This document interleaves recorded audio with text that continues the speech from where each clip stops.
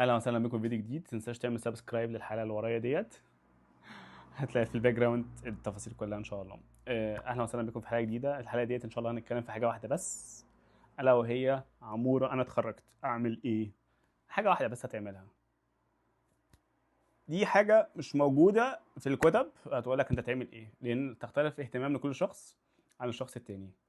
فما فيش كتاب يقول لك انت هتعمل ايه. احنا ايام لما كنا بنتخرج احفظ كتاب امتيازولوجي وانزل الطوارئ وكسر الدنيا.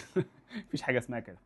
في حاجه انا مش عارف عايز ايه، فانت بتجرب حاجات كتير. عشان كده عندنا كونسبت مفهوم اللي هو السنه الامتياز، بتجرب فيها حاجات كتير قوي.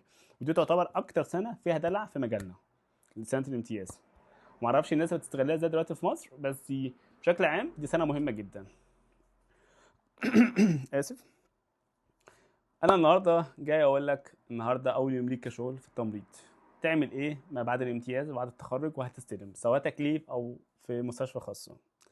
والله يا عمور، انا ما عنديش مشرف يقول لي اعمل ايه، ما عنديش كتاب يقول لي اعمل ايه. خلاص ده الطبيعي.